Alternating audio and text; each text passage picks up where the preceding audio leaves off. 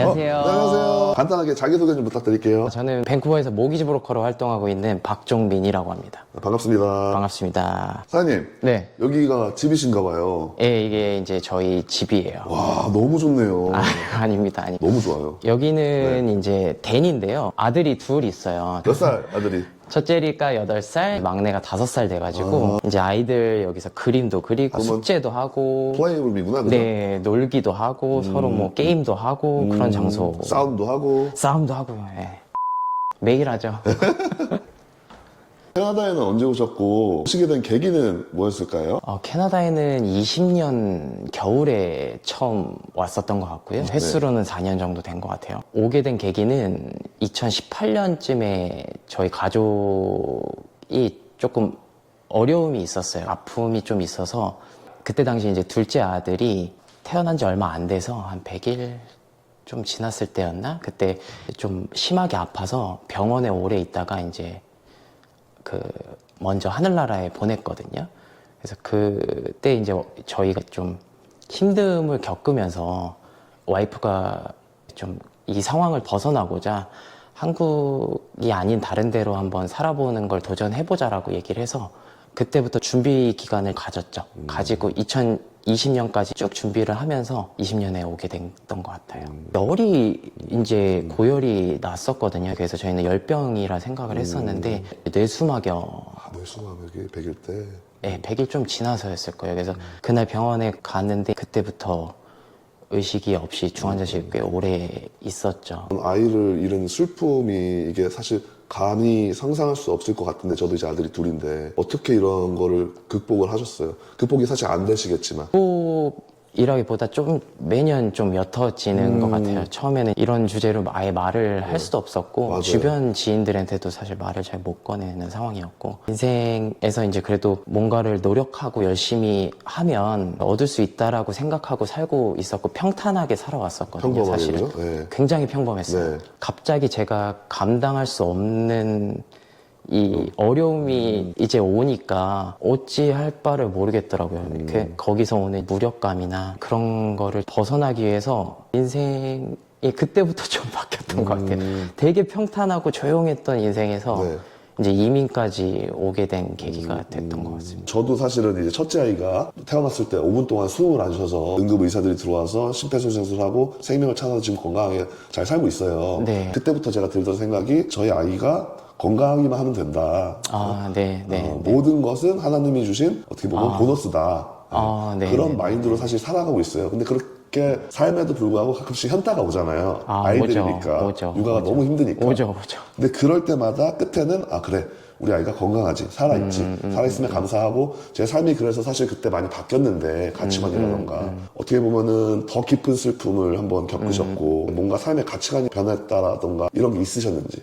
저도 정말 비슷한 심정을 그때 느꼈던 것 같아요. 그러니까 아까도 말씀드렸다시피 인생이 굉장히 순탄했고 제가 원하는 바를 노력하면 늘 얻었다라고 제 능력으로 얻었다라고 생각을 했었는데 제가 스스로 컨트롤할 수 없는 무언가가 제 인생에 확 들어오고 나니까 사실 이게 삶의 의미가 많이 바뀌게 되는 거예요. 제 능력 안에서 컨트롤할 수 있고 제가 뭔가를 원하면 가질 수 있다라고 제 능력이라 생각했어요. 근데 그게 아니라 제가 어찌할 수 없는 무언가가 제 인생으로 쑥 갑자기 들어오니까 그때 당시의 심정은 이거를 극복하기 위해서 뭔가 정말 절대적인 무언가에게 의지를 하고 싶더라고요. 저희 와이프는 원래 모태 천주교였는데 저는 종교가 없었거든요. 저는 제 자신을 믿는 스타일이었어요. 되게 교만하게도. 근데 그때 처음으로 이제 믿게 된 거죠. 그래서 이것조차 저한테 뭔가 감사함을 느끼면서 늘 살라고 저의 교만함을 좀 깨우치기 위한 그런 게 아닌가. 그때 그런 생각을 좀 했던 것 같아요. 저도 와이프랑 맨날 애들 재우고 나서 늘 얘기를 하는데 오늘도 너무 감사하다. 그냥 이렇게 아무 일 없이 오늘 하루를 충만하게 이렇게 보낼 수 있었던 게 너무 감사한 일이다라고 늘 얘기를 하거든요. 근데 그게 종교적으로 뭔가를 느낀다라기보다도 제 그냥 인생 자체에도 도움이 많이 돼요. 실질적으로. 제가 뭔가 힘든 일이 있거나 뭐 파일이 어렵든 뭔가가 어려움은 인생에 늘 찾아오잖아요. 제가 예고를 할 수도 없는 상황이고. 근데 그런 어려움이 있을 때마다 아, 이것 또한 뭐 지나가면 또 좋은 일이 오겠지. 이것도 감사할 일이지. 이 정도로 끝난 것도 감사하지. 라는 생각을 계속 가지니까 그게 제 인생이 너무너무 좋은 방향으로 흘러갈 수 있게끔 도움이 많이 됐던 것 같아요. 그럼 한국에서는 어떤 일을 하셨어요? 한국에서도 은행 생활을 했었어요. 많이 모르실 수도 있는데 한국의 IBK 기업은행이라고 아, 기업은행은 뭐 거의 다 아시죠? 네, 기업은행에서 이제 계속 쭉 근무를 했었죠. 얼마나 일하신 거예요? 10년 넘게 일했던 것 같아요. 그러면은 10년이면은 직급이 어느 정도 되죠? 제가 차장으로 퇴사를 했습니다. 그럼 어떻게 보면은 메이저급 은행이라고 해도 사실 네, 메이저 은행이죠. 그러면은 조금 신뢰가 되는 질문일 수도 있지만 이미 지난 일이니까 네. 그 10년차 차장 연봉 공개 가능하실까요? 연봉은 1억 이상에 됐었던 것 같고요. 거기에서 이제 성과급이 있고 또 각종 복지들이 많았어요. 그래서 뭐 복지비가 매년 나오고 의복비, 품위유지비라고 나왔었는데 그거랑 핸드폰 요금, 통신비, 자녀들 유치원 하면 유치원 보조금, 너무 좋다. 건강검진 뭐 해서 생활비가 크게 안 들어갔었던 것 같아요. 은행 다닐 때. 복지 혜택이 좀 좋았고 이제 급여도 나쁘진 않았죠. 도전하는 것을 조금 두려워하시는 성향도 있으시고 네네네, 맞아요. 바운드리 안에서 사실 맞아요. 보니까 정말 그래요. 활동하시는 걸 좋아하는데 어떻게 보면 이민이라는 거는 지금 그동안 한국에서 쌓았던 모든 커리어를 제로로 다시 시작하는 건데 뭐 후회 네, 후회는 없어요. 저랑 와이프가 후회를 잘 안 하는 성격이에요. 아 그래요 또? 네. 그래서 그냥 벌어진 거, 지금 상황을 객관적으로 빨리 파악해서 해야 할 일만 생각하자. 뭐 이런 주의이긴 하거든요. 후회는 없고 다만 두려움은 많았던 것 같아요. 우선은 뭐 경력을 살릴 수 있을지 캐나다라는 나라에 오기 전에 사실 친인척 포함해서 지인도 하나도 없었어요. 혈혈 단신 와야 됐었기 때문에 진짜 무서웠죠. 저는 뭐 아픔이 있어서 시작은 했지만 그 다음에 그때 휴직을 썼었거든요. 1년 정도 휴직을 쓰고 이제 복직을 한 상황에서 저는 나름 다시 일상에 적응을 하고 있던 시기였고 와이프는 이미 이민 준비를 거의 마무리를 해가는 상황이었기 때문에 가야 되는 거예요. 저는 일상에 복귀를 했는데 그러니까 너무 두렵고 이게 가서 무슨 일을 할 수 있을지 자동차 정비가 된다는데 자동차를 배워야 되나? 내가 나이가 40줄쯤 돼서 윈터 타이어를 틀 수 있을까? 이런 헬스장을 끊어야 되나? 네, 뭐 이런 거를 고민을 하고 그랬었죠. 그럼 어떻게 보면 제가 들어보니까 네. 저기 사모님께서 그럼 어느 정도 그런 굵직굵직한 결정을 하시는 것 같아요. 그것보다 제가 시킨 일을 굉장히 잘하거든요. 와이프가 결정을 내려줘요. 그냥 이렇게 하자. 오빠는 할 수 있어. 오빠 충분히 가능하니까 이때까지 이거 하게끔 해. 하면은 저는 그 리밋이 정해지면 좀 해내는 스타일이에요. 그래서 그렇게 정해주던 거를 계속 잘 따라왔던 것 같아요. 네. 어떻게 보면 사모님이 좀 리더시네요. 리더죠. 저는 쫄병이고. 아까 이민 오시기 전에 2년 정도의 준비 기간이 있었다고 하셨어요. 그럼 어떤 준비를 하신 거예요, 2년 동안? 우선은 이 영어권 국가로 이주를 생각을 하다 보니까 당연히 영어를 써야 된다라는 환경이 있었고 와이프야 학교를 다녔고 대학교도 영어 관련 학과를 나왔어요. 저는 진짜 영알못이었거든요. 아, 그러세요? 영어를 뭐 배워본 적도 없고 취업할 때 그냥 토익 준비했던 거가 다기 때문에 뭐 거의 I am a boy, you are a girl 수준이었는데 그냥 영어 공부는 그냥 퇴근하면 무조건 그냥 계속 학원 다니고 유튜브 보고 계속 했던 것 같아요. 한국에서 영주권을 받고 들어오셨다고. 영주권 프로그램이 있었어요. 네. 그래서 와이프가 영주권을 주 신청자로 준비를 했었고 그렇기 때문에 저는 한국에서 계속 그 경제활동을 할 수 있었죠. 예, 그래서 좀 저희는 분업화가 잘 됐었던 것 같아요. 그러면 캐나다에 오셔가지고 처음에 이제 하신 일은 뭐예요? 말씀 잠깐 하셨는데 뭐 타이어 교체를 하시고 뭐 이런 일 하셨나요? 아, 그걸 한국에서는 생각을 잠깐 했었는데 사실 와이프가 계속 오빠는 오빠 하던 일을 하는 게 가장 좋을 것 같다라는 얘기를 많이 해줬었고 그래서 한국에서부터 면접 준비도 하고 했었어요. 여기 왔을 때도 자가격리가 있었던 시기였기 때문에 2주간의 자가격리 동안 레주메를 많이 썼었죠. 네. 그때 면접이 3군데가 잡혔었던 것 같아요. RBC랑 비모랑 제가 KB 하나은행을 잡혔었어요. 최종적으로는 하나은행에 입행을 하게 됐었죠. 캐나다 하나은행, 그죠? 네, 캐나다 하나은행에 입행을 하게 됐었는데 조건이 좋았어요. 원래 자리는 롱 컨설턴트 포지션이었는데 이게 면접을 가보니까 다대다 면접이었어요. 면접관들도 여러 명, 저희 면접을 보는 면접자들도 여러 명. 그래서 그게 좀 좋았던 것 같아요. 네, 왜냐면은 제가 면접 경험이 다른 분들보다는 그래도 한국에서 은행 생활을 했기 때문에 면접관으로도 뭐 합숙 면접도 했었고 논술 면접도 갔었고 한국 면접의 나라죠. 예, 그래서 어떤 얘기를 해야 좋아하는지 조금은 파악을 하고 있었던 상황이고, 면접관들이 여러 명인 상황에서 제가 아까도 말씀드렸다시피 내향적인 사람이라 이 내향적인 저를 자신을 막 드러내지 않아도 이게 비교군이 있으면 좀 더 돋보일 수 있었던 그렇죠. 것 같아요. 일도 시스템은 전반적인 건 다르지 않아요. 그래서 제가 적응하는데 그런 부분에서는 조금 수월했었던 것 같고요. 근데 한국에서는 막내 때 그렇게 고생을 했었거든요. 물론 하나은행에서도 책임자로 최종적으로 채용이 됐어요. 네. 근데 제가 책임자로 왔지만 책임자의 일을 익히려면 제가 누구보다 더 많이 노력해야 되는 상황이었었거든요. 그래서 누구보다 먼저 출근해서 지점 문 따고 제일 늦게 갔어요. 그거를 거의 매일 했어요. 하루도 안 빠지고. 늦은 나이에 이미 오셨음에도 불구하고 한국에서의 경력을 살려서 이렇게 잘 성공적으로 정착을 하셨는지 노하우가 있다면. 여기 오기 전에는 어떤 일을 해야 될지 막막했어요. 그래서 한국에서부터 일단 영어 준비를 하면서 은행 지원서 자소서도 계속 수정을 하고 있었고요. 그때 당시에 또 코비드가 터졌기 때문에 줌 미팅을 계속 했었던 것 같아요.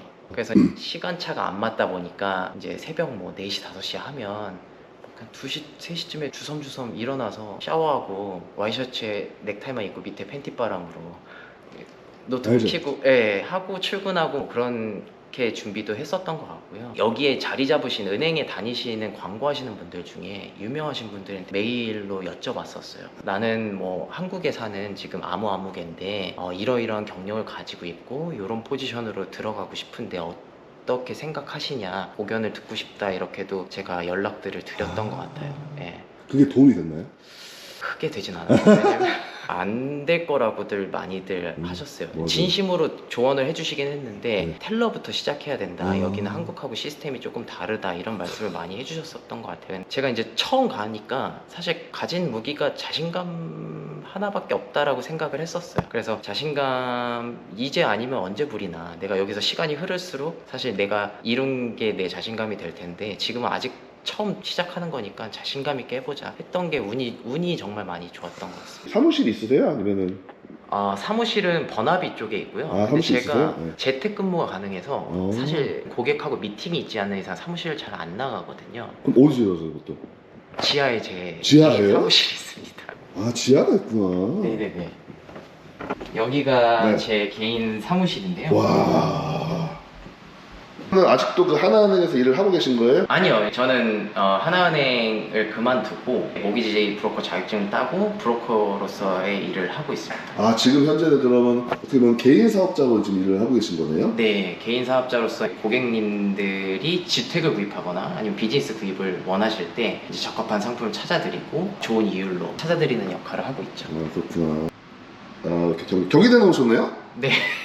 저희 엄마도 경희대 나오셨는데. 아, 진짜요? 저희 와이프도 경희. 아, 그래요? 네, CC였어가지고. 아, CC셨구나. 네. 근데 제가 진짜 또 궁금한 게 안정적인 거 좀 좋아하시고 리스크를 테이크하는 거를 조금 불안해하시고 또 이렇게 직장생활 잘 하시다가 네네. 이건 사실 어떻게 보면은 개인 자영업이잖아요. 맞습니다. 왜 이 일을 또 하시게 되셨는지. 저도 직장 생활을 한 10몇 년 했다 보니까 사실 와서도 바로 직장을 구해서 직장 생활이 끊어진 적이 없었거든요. 그러니까요. 어찌 보면 너무 큰 도전이고 제가 조직을 벗어나서 무언가를 할 수 있을까? 내가 성향이 맞을까라는 고민을 많이 했었어요. 사모님이 또 지시를 하셨나? 네, 와이프가 이제 우선은 인컴이 한국 대비해서 조금 적은 편이었고요. 부족했고 여기는 물가가 또 한국보다 더 비싸잖아요. 맞아요. 그래서 저는 계속 결혼 이후에 외벌이를 했었기 때문에 와이프가 어차피 나올 거를 생각을 한다라고 하면 지금이나 나중에 나오나 똑같다. 지금 도전을 해보자 해서 역시 사모님 과감한 도전을 지금 하고 계신데 네네네. 2년 전부터 몰기지 브로커로서 지금 실적은 어떠세요? 이것도 거짓말 같은 얘기인데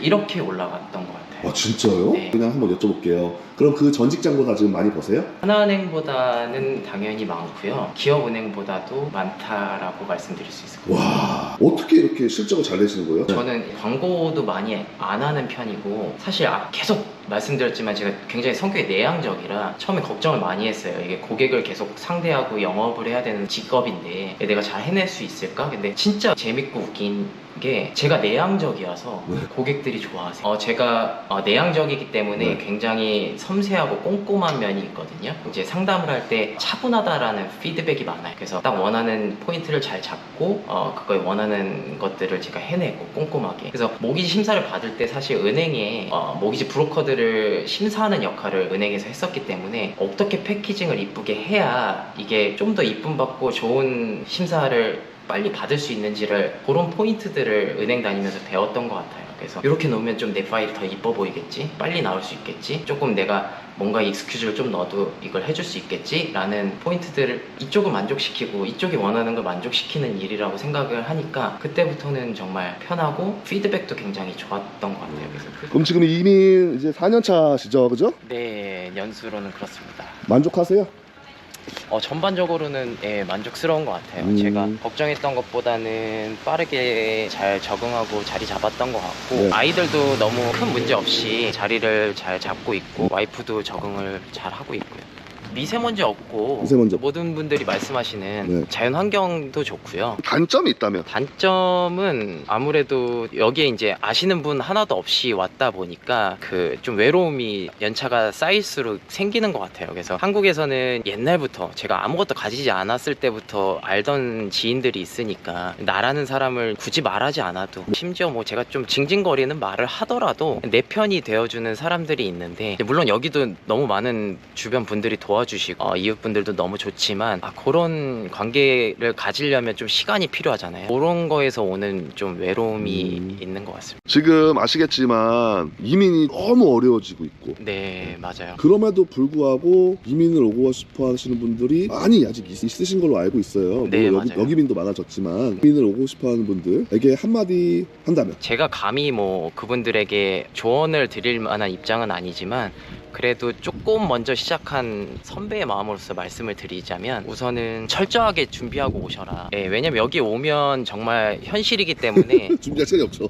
준비할 시간이 없어요. 그러네, 맞네. 근데 한국에서는 경제활동도 하고 계시고 익숙한 환경을 이미 살고 계시기 때문에 거기서 잠깐 준비하는 시간을 빼는 거는 물론 몸은 고되겠지만 충분히 해낼 수 있는 역량이 있는데 여기서는 정말 모든 게 바뀌는 환경에 뛰어들어야 되기 때문에 오히려 더 어려운 것 같아요. 그래서 철저하게 한국에서 있을 때 준비를 철저하게 하고 오셔라. 시장조사, 영어 준비, 뭐 모든 방면에서 내가 무엇을 할 건지에 대한 준비를 철저하게 하고 오시는 게 아무래도 여기 적응하시는 게 훨씬 수월하실 것 같고요. 두 번째로 여기 오셨으면 본인이 가진 커리어를 이어나가시든 아니든 무언가 목표한 바가 있으면 정말 빠른 시기에 캐치업 하실 준비를 하셔라. 마인드셋을 그렇게 가지시라고 말씀드리고 싶어요. 그러니까 시간이 지날수록 네? 자존감이 좀 떨어지고 내가 이러는 게 없으면 점점점 나약해지는 게 인간인 것 같거든요. 근데 초반이니까 할 수 있는 뭐 근자감이라고 하잖아요. 그쵸.